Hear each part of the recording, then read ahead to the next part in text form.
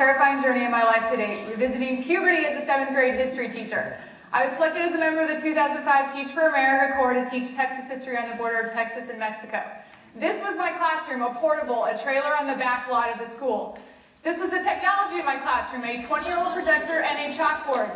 Needless to say, trying to get my students involved in my lessons was a bit of an uphill battle. I quickly learned that I was simply supposed to hand them worksheets and watch them complete them in silence. As you can tell, not quite my style. One of my responsibilities was to provide remedial lessons for the more important subjects. Every other Friday, my students and I would go to a computer lab and complete programs in reading, math, and science. At the end of the period, they would get 15 minutes of free time on the internet, which they look forward to every week.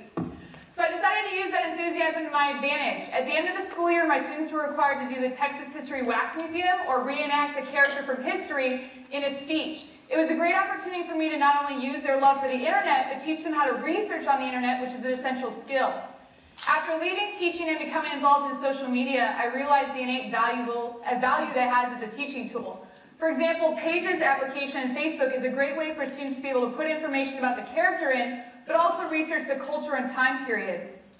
Here's a sample page I created for Stephen F. Austin. You can look him up later and realize how big of a history dork I am. Essentially, students can put events that they attended, speeches that they've written, as well as additional biographical information. This is a groups page that was created. This is a great way to do a class project because multiple people can contribute. Additionally, the links function acts as an integrated citation page in the same way that a bibliography or a works cited would work on a research paper. Excuse me. Twitter is also a great resource for connecting teachers and students in real time. For example, students can live tweet historical events or take on the personality of a literature character. It's a great way for students to get interested but also show their understanding because if they can summarize in 140 characters, they really do understand what they're doing. This is historicaltweets.com. If a student can parody something like Abraham Lincoln's Gettysburg Address, they really have an essential understanding of what that person did. The Little Book Of is also great for English classes. This is a great way to summarize books in 140 characters or less, and students can show they have a basic understanding of the themes.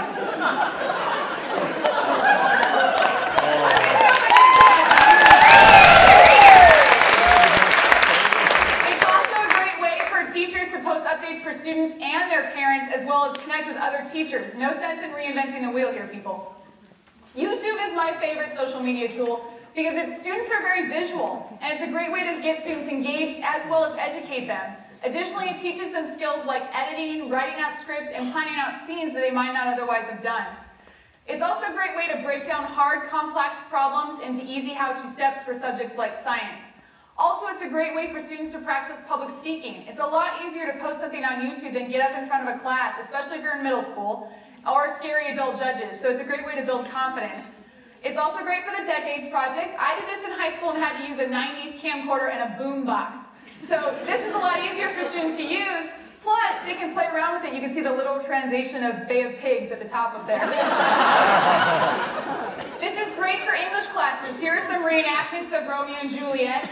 If students are able to play around with what they're doing, they're actually going to put out higher quality work than if they were just writing a paper. It's a lot more interesting to them, and as you can see, you can add Star Wars into the Romeo and Juliet theme. It's also great for remedial lessons, so for difficult problems. I use YouTube in my classroom. My students created campaign videos for the presidential primary candidates, which was an awesome way for them to practice arguing issue stances that they might have not otherwise done. It's also great for creating integrated projects between the subjects. For example, students can create a mythical project or product, and then or take on a local issue that they then have to advertise through social media.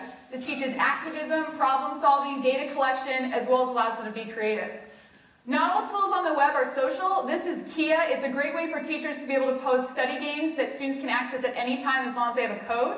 This is Who Wants to Be a Millionaire and Hangman for vocabulary, which were my two favorites.